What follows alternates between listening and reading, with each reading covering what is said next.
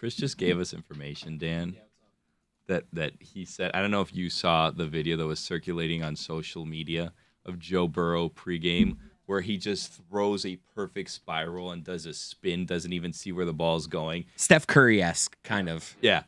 So we were all talking about it. We're like, man, did you see that? Like, as soon as we saw that, we're like, this game's not going to go well for the Bills. Chris said he immediately bet on the Bengals when he saw that video. I did. I mean, dude, he's just got the swag. I could have done it when he walked into the. No one walks into this stadium better than Joe Burrow. Yeah, he's just dude. Yeah.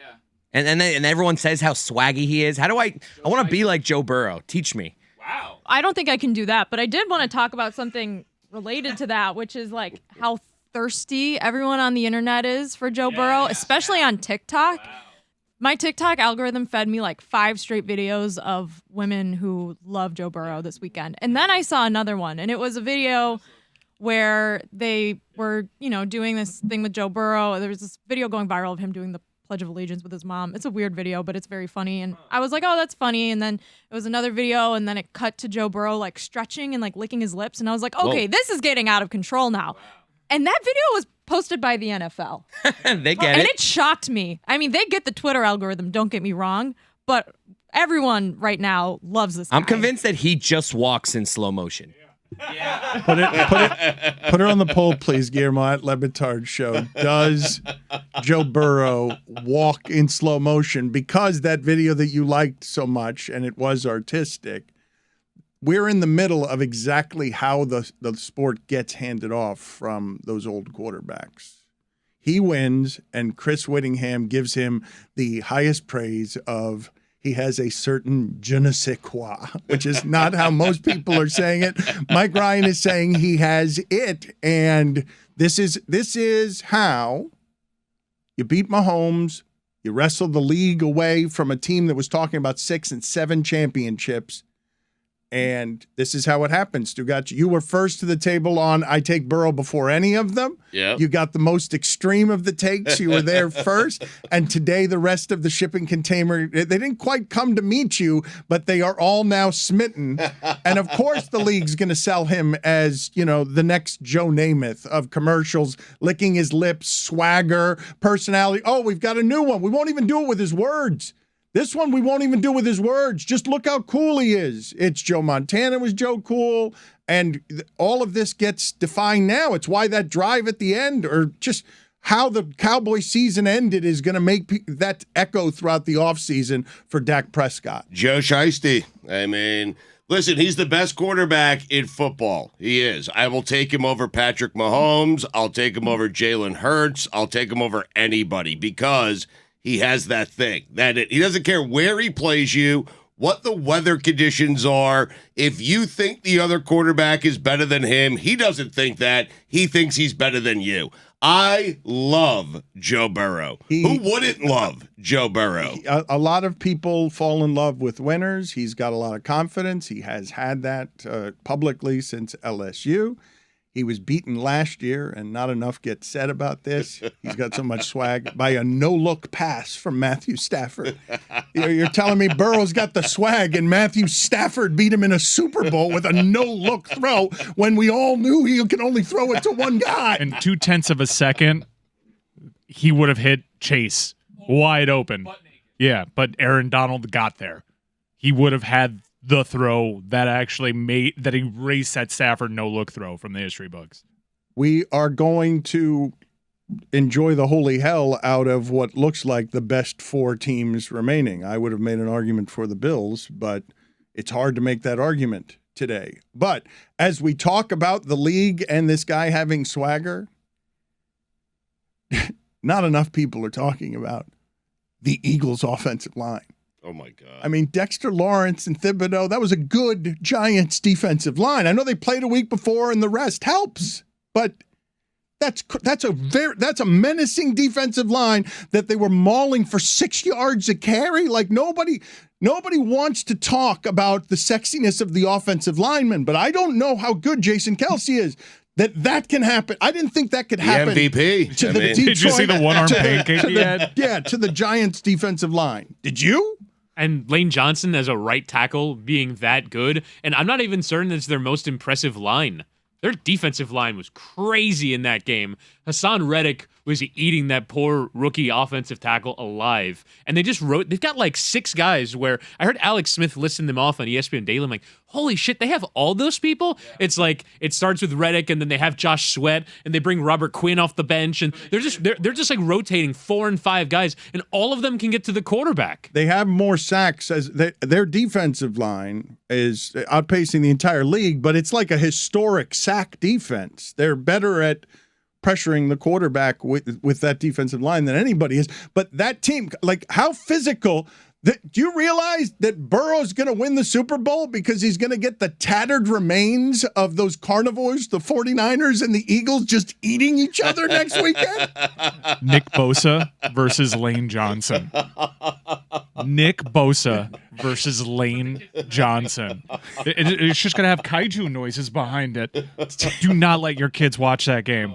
Do not. It's a 3 o'clock game in the afternoon, but put them to bed. Let them stay up late the night before. Put them to bed early. Child services should take your children away if you let them watch Nick Bosa versus Lane Johnson. That fourth quarter, I will not be surprised if one of them has a hatchet and the other has a cleaver, and they're still just going back and forth. And no one's giving an inch.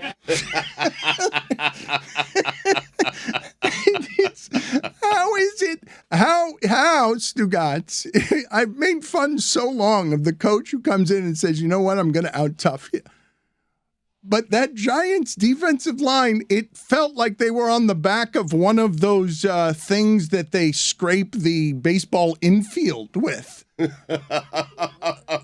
Like, both the Eagles and the Niners can do the out-tough you thing. Like, every time the Niners hit someone, it seems like it hurts. Yeah. And I know that all of football seems like it hurts, but especially with like their corners hit hard. It doesn't make any sense how hard they hit, and yet they're going against a team that might hit harder. Like, it's crazy the way that those, like, and Philly didn't even have to do that much. Like, Jalen Hurts after the game, they're like, "Oh, so the shoulder, how was it?" And they're like, "I don't know. That didn't really get hit that much." Right. And listen, I love Dable. I do, but that's a terrible job by Dabs in that spot. Dabo. A terrible, terrible, terrible job by him. You have to give your team a chance. I get going for it on 4th and down. I've come around to that. But to do it on the second drive, you're down 7-0 inside your own territory. That is a terrible job. Give your team a chance and make Jalen Hurts drive the field. Make him do it. I know he did it the first drive. Make him do it again. He's coming off a bad injury. Stugotz. Terrible job, Dan. Okay, but the game was over. 6 yards a carry. Yeah. Stugotz. I know. Yeah. They were going to get, Gainwell, great name for a running back. It really is. To 10 yards a carry. Yeah. Well, I'm surprised that that's the decision that Stugotz was having a go at Dabes for, because for me, the punt in the fourth quarter when they're down 21 and they're on like the 50-yard line, it was 4th and 4. Like, you're punting there? Look, I know we love doing the decision thing. That game, less than any that we've seen this postseason. You could change 6 of the decisions, and the Eagles are still winning that game.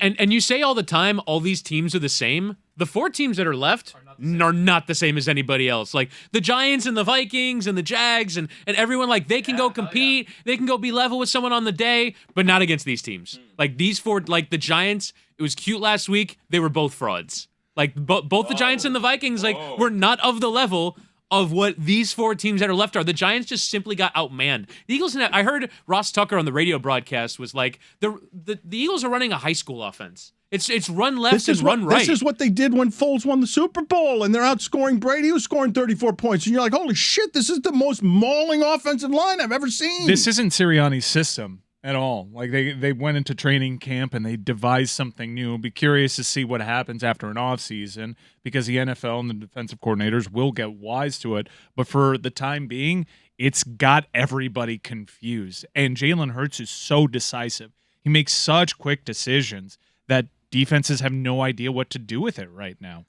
We have been remiss, though, because I do think that one of the things that happened yesterday that made it such a joyous football Sunday, it really did feel like our country was a bit united in laughing at the Cowboys.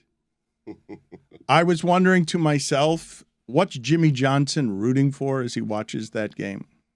Do you think that to yourself? Like, does he want Dallas to win, or does he never want them to win until they put him in that ring of honor, which he says Jerry Jones will not do while either of them is still alive? He says he'll promise to do it, but not actually do it. Admittedly, I've never wondered what's Jimmy Johnson thinking when watching a Dallas Cowboys game. But the final drive in the final 2 minutes was so funny. It's impossible not to just laugh, even if you don't care, even if you don't really hate the Cowboys, which I know they're, America's team, quote unquote, which has led to all sorts of backlash from everyone else who hates that they have that moniker. It was legitimately hilarious. Every mistake that they made, it was after last year in the playoffs, you wonder how are they going to do it this time, because that's going to happen again. We all knew it was coming. Oh, but Jessica, and it was even better. I don't know that we laugh at another team for those same mistakes that way. There was a certain glee. Yesterday wasn't just about let me enjoy football. There's a glee about having them extinguished that way, and they're the most popular team for ratings, but they must be the most polarizing as well, because the intensity with which people enjoyed laughing at them, as Stephen A. Smith has turned this, that's all he does is laugh at them when they lose, and Skip Bayless throws away his Cowboys jersey, and Weird video. So weird. He has a poster. I mean, there's lots of weird things about it. People standing in the hall. He was standing there waiting for the sign to do it. He throws it in a trash can without a garbage bag because obviously he was just going to take it out. He didn't want to get dirty. He has an Anchorman poster hanging in the hallway right next to his kitchen for some reason. Yeah. Did you do the same thing that I did, which is I find Anchorman less funny now? Really? Yeah. Just like, Really? If Skip Bayless loves that movie to the point that he'll frame a poster in his home, I was wrong about it. I was trying to figure out because it looked like there was a second movie poster that was hung on the wall next to it, like in his hallway. So I was wondering, like, is this like a walkway that he has to like a home theater or something? Like, what's going on there that, like, because most people have framed photos of their loved ones in the hallway, but he has movies that he likes, I guess. I think he got made fun of so much for the last garbage can video he made where everyone was like, why is your microwave at waist height? That he had to film this in his second kitchen. And the second kitchen, maybe it's like where his chef cooks his food for him and Eunice or whatever her name is. Ernestine. Ernestine, thank you. And $2. so this was in like the back of their house. So this is where like closer to like their home theater. Yeah, chef's quarters. But I'd like to put to the audience, because it really has been, Stugotz. It's been a magical delight to see what used to be sports journalism descend into just the silliest of pro wrestling. It's just, I mean, Shannon Sharpe is doing a wrestling character all weekend. We're going to get to that story because that story to me remains the best one of the weekend. Skip Bayless, Shannon Sharpe he's so outgrown that show. He's going to go on to other things. Skip Bayless trying to fight the Memphis Grizzlies. It's just become professional wrestling. Shannon Sharpe should have been kicked out of that game. What makes Shannon Sharpe better than me? I do that, I'm kicked out of the game. Everybody who does that is kicked out of the game except for Shannon Sharpe. But it pays to be a professional wrestler is what I'm telling you. Shannon Sharpe has outgrown that show. We aired and not paying him to do movies for us all those years ago. He only knew one movie. I mean. I think it's a Caddyshack poster. I'm not 100% sure. I think it's a Caddyshack poster. Not that funny anymore. No. It's a bad movie now. Oh, stop it. Caddyshack stinks now. Get out of here. Skip Bayless likes it. Put it on the poll, please, Guillermo at Le Batard Show. Does Caddyshack stink now because Skip Bayless likes it?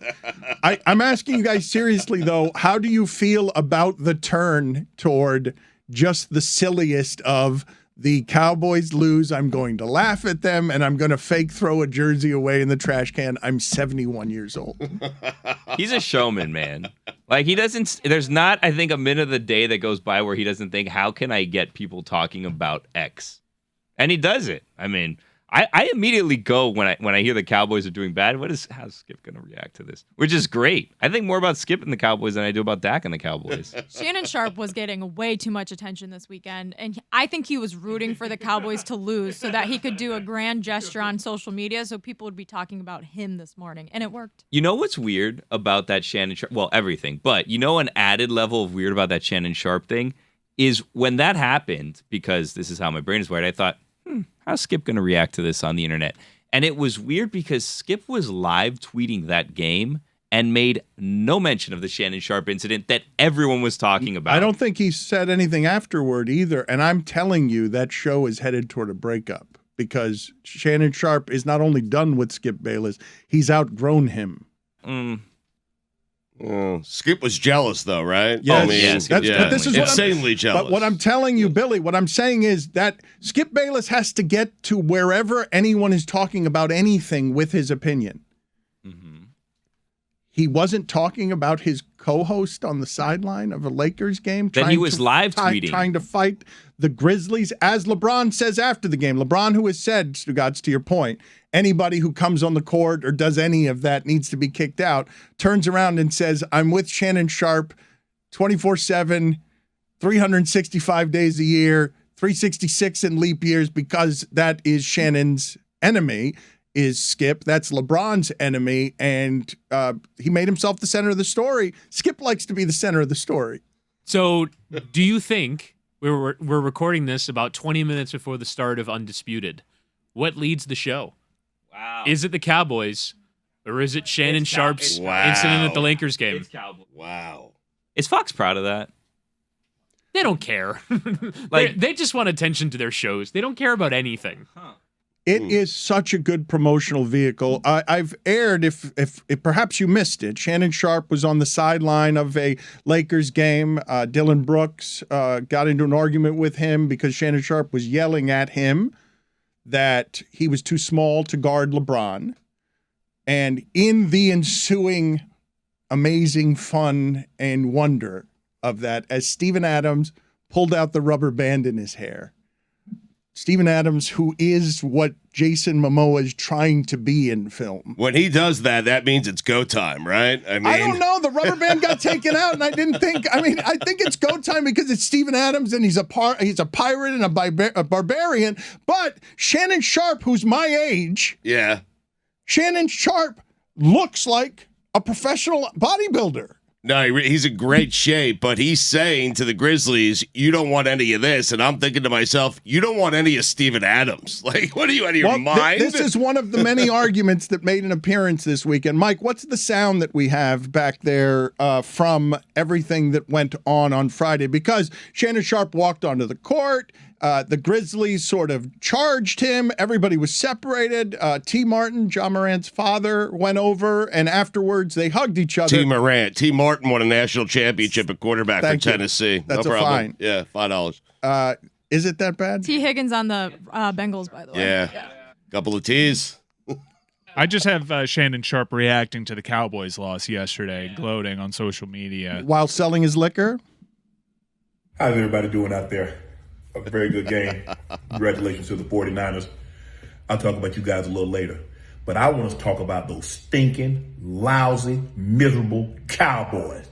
As I told y'all all year long, the Cowboys would do cowboy things. There's a 7-year body of work on Dak Prescott.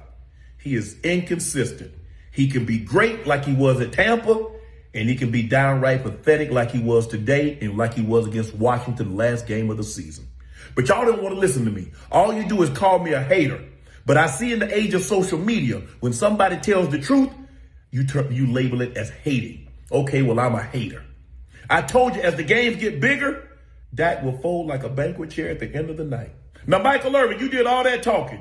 How this Cowboy team is different. After you beat Tampa Bay, a lousy football team, they will never be the same again. Remember how you was up in the box with Jerry? And Jerry quoted you what you said. Wrong. You're never going to be the same. Those 90 teams are done. Stop talking about what you used to be, because this is what you'll never be. There's more to it. You guys cut out him selling his liquor. God No gets free it. ads. Yeah. I want to know where Shannon Sharpe got that cardigan. That was my takeaway from Friday night. That was, I'm sure it cost $6,000, but I would really like to know He where also he got wears it well, right? It would look different on me. Everything he wears well. But in getting into the back and forth, because the Memphis Grizzlies are maximum shit talkers in that league. They've annoyed the Warriors. Shannon Sharpe Hall of Fame shit talker. And not just Hall of Fame as a player, even though Dylan Brooks called him a pedestrian. Shannon Sharpe was a lot better at what he did than Dylan Brooks is at what he does. But Memphis has a lot of attitude, Stugotz. And Shannon Sharpe gave Dave McMenamin quotes afterward about, don't let those fools fool you. They didn't want this smoke. And we have not seen Jim Nantz do something like that. It is not a normal. He gives a kid a tie because he's the MVP. It's not normal media. Last one this year. Media behavior. And you guys, which side did you guys take? Because Stugotz is saying you don't want Steven Adams problems. And again, Shannon Sharpe's over 50, but he wasn't backing down, Stugotz. Well, Shannon Sharpe's never going to back down. That was man. I'd back down from Steven Adams and the Grizzlies rushing at me. I would flinch. I think most people would flinch. Yeah, but most people aren't Shannon Sharpe. I mean, Shannon Sharpe is not going to flinch. He's going to sit there. He's going to go forward. He's going to try to engage. To Stugotz's, to Mike Ryan's point, what do you make of this turn in media, where now it's not Skip Bayless just fighting on television? It's Shannon Sharpe actually wants to fight the Memphis Grizzlies, is allowed to walk on the court. You think he wanted to fight? That's one of those where you just kind of start screaming, and then it's everybody gets turn in the into way. Nothing, exactly. right? Right. If I did that, I would have gotten arrested. Like I almost wonder. That would be great. I almost wonder if that was like planned. You know what I mean? Like sometimes, like they have the kiss cam, and like, oh my God, they kiss, and then whoa, the spouse comes back. You kissed someone that wasn't your spouse. That's weird. You know what I mean? Or like they got engaged. Like you're saying it's staged. I'm not saying, because again, I have to think about what I say before I say it. I wonder if maybe that was. I'm just asking the question. Was that maybe staged? Because he kind of went, got a 5-minute timeout, and then was like right back out there. Like didn't get ejected. It was really weird. You don't think that was weird? And he has did you see the rant that he had 2 years ago about fans and how they have to behave if they're sitting in the front row, and you're not just allowed to say whatever you want to players on the other team? And then LeBron came in and defended him. He's like, I always have his back. When LeBron also famously said you shouldn't be able to scream at players and tell them whatever you want. It was a weird weekend. Yes, and this incident again, I don't want to normalize this, involves a 54-year-old television broadcaster made of muscles running on the court to fight the Grizzlies and then being approached by a 7-foot pirate who pulled the rubber band out of his hair to let his hair flow. That is not. I don't know if that's a fighting maneuver. It feels like it is Put the hair up when you're gonna fight. You do, huh? You do. I feel like Steven Adams. It's a sign like, hey, I'm about to kill you. It's like when a snake goes up on its back. A cobra? Oh, yeah. Like it's a defensive maneuver. It's like, look at my hair, I'm gonna beat your ass. Like that kind of thing. Defensive maneuver. Bad night for Dylan Brooks to go 4 of 17. I mean, a good night for Shannon Sharpe, though. We'd agree, right? All around, great nights. Just and why was Skip Bayless not tweeting about it? Why was Skip Bayless not having an opinion about it? I want to get back to Whitty's question because I think they're going to start. Save it for 9:30. I think they're going to start with the Cowboys, but. We all know they're on the rocks, right? Like, I don't believe it's contrived, the tension that they've had on television for a long time. And this will happen in a locker room. Shannon Sharpe has gotten very big, Stugotz. He's gotten very popular. He has his own brand. His podcast has a huge following. He needed these people once upon a time. He does not anymore. And he's not going to be disrespected, actually, by Skip Bayless on their own television show. I mean, the show still is, digitally, and I don't know how it rates on TV, but it's still a big platform for Shannon Sharpe to get out whenever he wants to get out on a daily basis.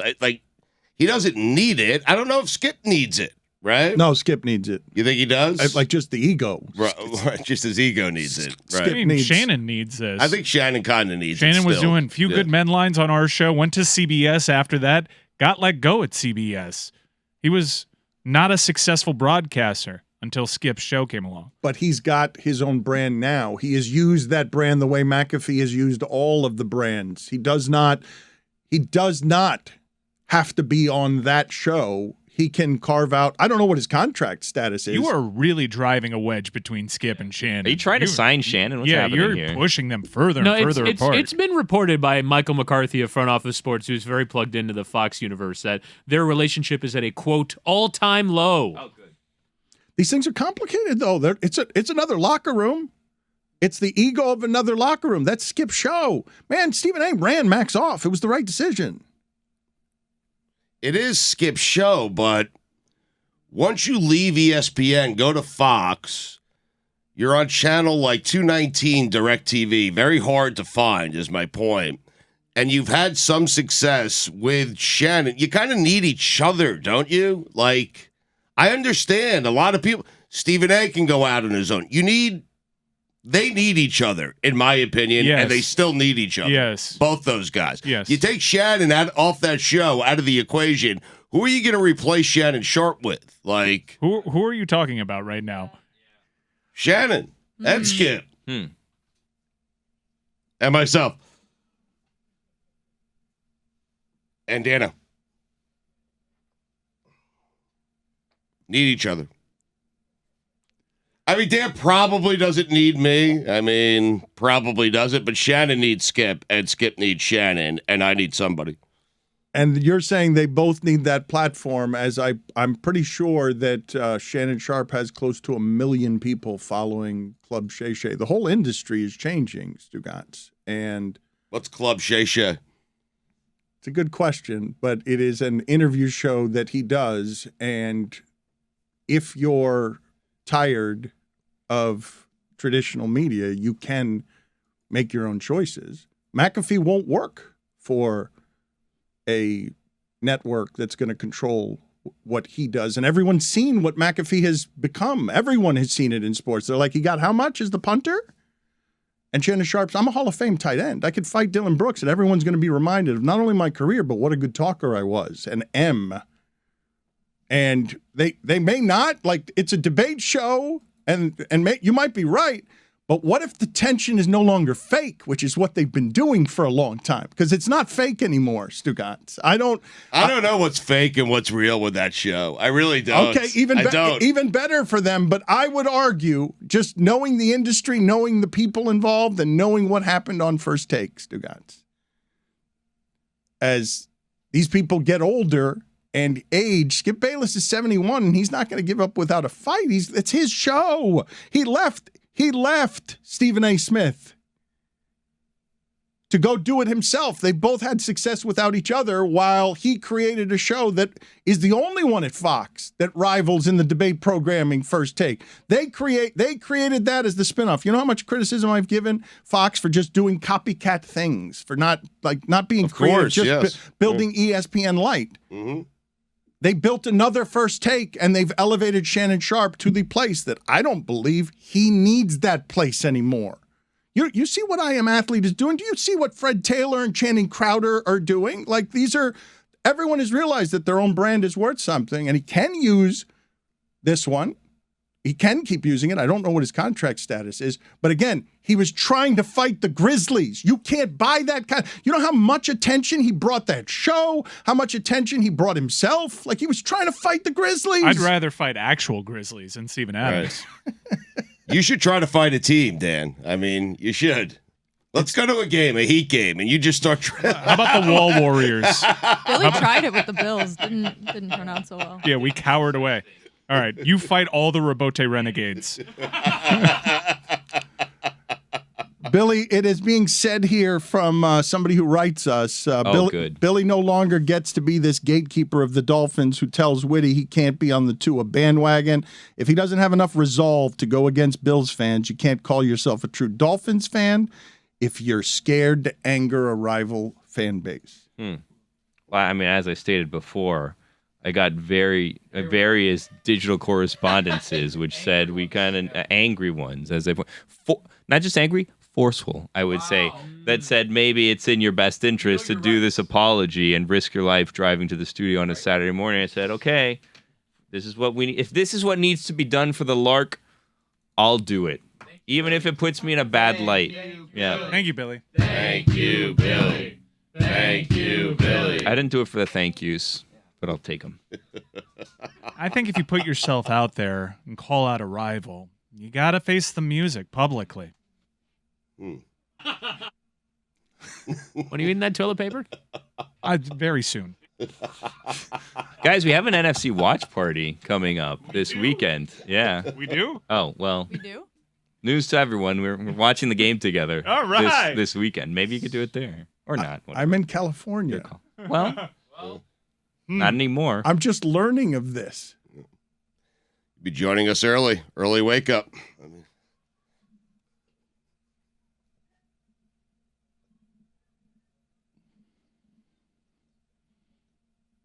Join us from the game. Little correspondent. Pick a fight with somebody. Oh, you should run on the field, Dan. Start a fight with Nick Bosa. In Philly? Oh, yeah. How about a bird? Cross country. Wake up at 4:15 a.m. We'll see you there, Nano.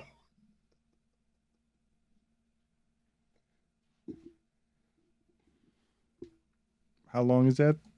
That was 30. All right, we can give you 10 more if somebody else wants to start here. Did we get stuck in the mud on Shannon Sharpe? I didn't feel like you guys really wanted to talk about that so much, which surprised me. No, I thought. I have a starting point. I think Skip might look better at his age than Shannon. Skip's. Oh. It's not a crazy take. Yeah, but he's like 20 years older. Yeah. So what? He's 54. No, but he's saying for a 70-year-old. For a 71-year-old, Skip Skip better. Bayless is chiseled, Then man. Who? Shannon? When he's 74? I mean, he'll look better than Skip. I understand that, but Skip at 71, to me, Skip's physique is more impressive right now at 71 than Shannon's is at 54. Mm-hmm. I may not get to 71. Like, just, Yeah. you know, everyone doesn't get there. I may not get to 54. Knock on wood. When do you think was your peak physical shape? Because you're not at it. Ouch. Whoa. I mean, it's not. I'm No, not, he's right. I'm not. No, I got upset this weekend. I don't mince words. I tried on a pair of shorts that were always too big on me. Like, I would put them on, and they would fall straight down, buttoned. Okay? Why did you own these? I don't know. Long story. You just fall I don't off. remember. Okay? Just fall off. Couple of waists too big, and then I tried them on this weekend, and they fit like a glove. Very depressing moment. Congrats on the new shorts, though. I instantly started doing sit-ups. I had a burst. 25 sit-ups. Ripped a heater I after got in the 25. ad machine. Oh, I did have a heater. I got in the ad machine. I did 25 straight, 15 to my right, 15 to my left. Swore to myself I'm going to do it every day, 2 times a day. Haven't done it since. Felt good for 5 minutes, though. Looked at my stomach in the mirror afterwards. Oh, was I chiseled. Yep, that'll do it. What's the one that gives you the V? How do you do that? Oh my god. How do you get that V going? Leg raises. Really? Yeah, and no eating whatsoever. Ever? Ever. Just stop eating. Nah, it's not true. Yeah. No. No, I mean, don't take my advice, but never Terrible eating. advice. Do you think anyone in our audience has had the experience of not being able to get into a bit of clothing and doing sit-ups right there on the floor? Like starting. He didn't do the sit-ups. No, I know. He didn't no, do I any of did. that. Ab roller. No, I don't believe that. No Oh, now shot. you did an I ab did. roller. Hold Stugotz, hold on. I want to see you I do mean, the one fake ab sit-ups. roller. Hold on. In Stugotz's defense, Thank there you. was a weird period in this studio years and years and years ago where he actually had an ab roller here, and Yeah. he would go occasionally and use it, and we're like, "What are you even doing right That now?" was my peak physical condition. To answer your question, to answer your original question, he was in here doing. He did have a ab roller, and he told us many years ago, Body by Jake, that Stugotz was someone who would always fall for the fitness fad. The window post Jerry Garcia, but pre John Mayer. That's when he was in his peak physical form. Dead and Company has not been kind to me. It hasn't. Final Mike is tour, right. though. It's going to be a bad summer. You're putting the dead in Den and Company. Thank you. I mean, wait until you guys see me in August. If we see you in August. If I make it. I mean, 25, 27 shows I think I'm going to. I mean, it's going to be, it's the final tour, Whittingham. I mean. First off, no, it's not. There will be another tour. No, this will be the final it's tour. not. No, It's this not. is it. No, it's not. No, It's never. this one is it. Elton John's been on his final tour for 4 years. Listen to me. They might do something else. It's not going to be in this incarnation. It will not. It's not going to be Dead and Company. John Mayer's done. That's it. It might be Stu, Bob Weir and some Look at other me. guitarists, They're not but- done. Do not be a sucker and go to every show this summer because you think that this is the last one. John Mayer's done playing for that band. I mean, what's he he'll- gonna he'll- do? He's he'll- gonna he'll- tour to sing "Fathers Be Good to Your Got his Daughters." whole Get back career. here. Yes. Stu, he'll be back. All right. And I'll be back. Yeah. I think that is what he's gonna do, Billy. He makes a lot of money doing that. We get it, okay? Just play the guitar.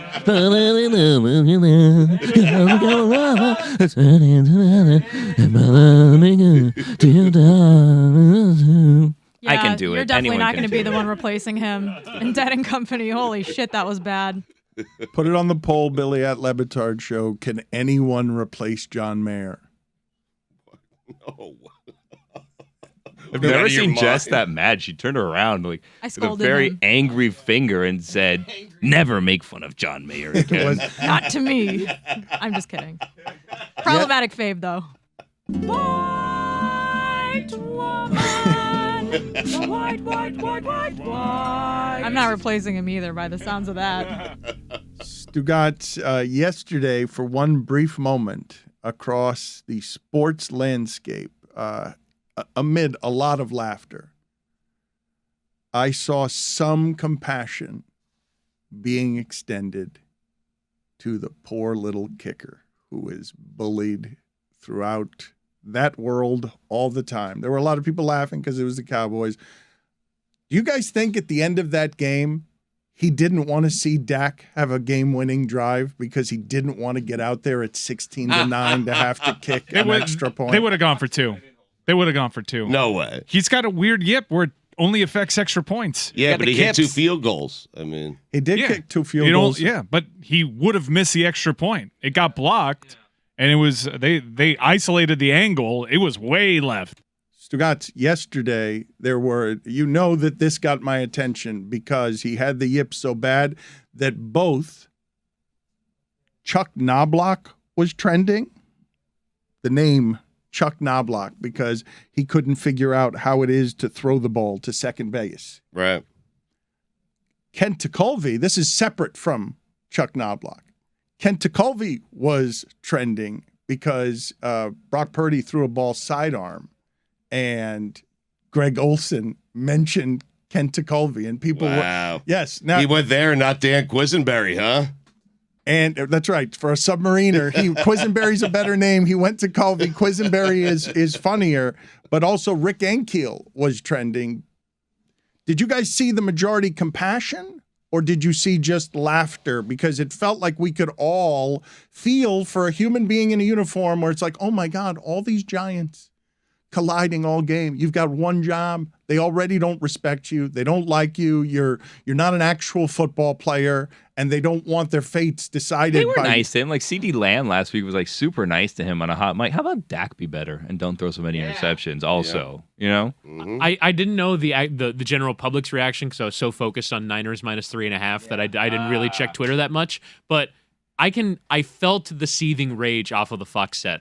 Both Michael Strahan and Jimmy Johnson were giving off major fuck that guy vibes. Like they Whoa. were like Jimmy Johnson was like he was basically trying to say nicely, I would have cut his ass on Monday. they don't respect the kickers. They Oh, don't, come on. Well, he did. Jimmy did want. They're going to bring in some random guy cold off the street, and he's going to make all his field goals, which are more important than extra points, by the way. What is the equivalent of missing 6 out of 7 extra point? Like in my workday. I mean, I know I read terribly earlier in this segment, but like, what's the equivalent here? It's like Stugotz doing the show and not turning his mic on. It's so basic what he did. Like it should be criticized. Like I get it. Let's not threaten him. Let's not like attack his family, but criticize make those kicks. You should be cut. Like I think he would agree he should be cut. It's like Stugotz doing the show, but actually being on a dead show, so he's not doing the show. Right. Jimmy Johnson famously, one time, a kicker had asthma, and he pointed to the parking lot and said, "Asthma field's over there," and got rid of him. They don't respect the kickers. Cody Parkey has to be like, what the hell? This guy's getting a second chance after he missed 4 playoff extra points and now more in this last game, because Cody Parkey had a whole slew of bad PR and bad press after his double doink that took the Bears out of the playoffs in 2017 or 2018. And he went on Good Morning America, and it was this whole depressing thing afterwards, and it ended his. I mean, everyone knows. It's traumatic. Cody He got an Parkey interview from on that. GMA. Yeah. That's so mean, though, that Jimmy did that. The asthma field is over there. I mean, it's terrible. Again, I'm asking the audience, Why and carve out any budget for an asthma field? Right. it's traumatic what that guy was going through, and for some reason that we could feel that, right? The losing of confidence is not something you often see from an athlete, where you're like, oh, Yeah, I could feel anger for him because I had the Cowboys. Wow. No, cut. Okay, so you got no time. But what was the reaction? Because I saw a lot of compassion for him, a compassion that I found surprising, because sports fans tend to be more not compassionate. You cost me money, you cost me the game, and now you're tuning in. I'm asking you guys the question seriously. Toward the end of that game, it's 16-9. Does he want them driving down the field and scoring? I think yes. I mean, he wants a chance to redeem himself. I'm not saying it wouldn't be a nervous moment for him. But he's short-circuited. I understand that, but he had kicked 2 field goals after. But it's not a yet. Having the first PAT blocked. He doesn't have it for field goals. The reason that I know. It is a mental block, or a very obvious. Stugotz, we've never seen it. Never. He was going to miss the blocked extra point. It's not just nerves. It would have been nerves on top of nerves, because now it's for the season. Now it's not make it 6-0, 12-0, 18-0 against Tom Brady. It's go out there. There's no time left. Please finish the game with the routine extra point. It's the maximum pressure. But you're already at the low of lows, and so if you're him, you're thinking to yourself, with 1 PAT, I can make up for what I did over the last 2 weeks, get the game to overtime. Yes. I'm thinking he wants that opportunity. The one thing that you notice, though, because they cut to him a lot over the course of the broadcast, every time they cut to him, it hurt me more and more. But he did seem eager to go in. It seemed like he just feels like he's 1 kick away from getting over this. He did not seem he wasn't hiding. He was does the jumping thing. He was doing his calisthenics in big moments. Then there was a 4th down. They went forward. He's like, all right, I'm in. No, okay. And he would be sad when they didn't put him in. He seemed to be eager to want to go in. It'd be great if he was hiding. That would be he's hiding somewhere on the sideline behind one of the big offensive linemen. And where's the kicker? Legitimately hiding. You see his head pop out of the blue tent. He's just standing behind Zach Martin.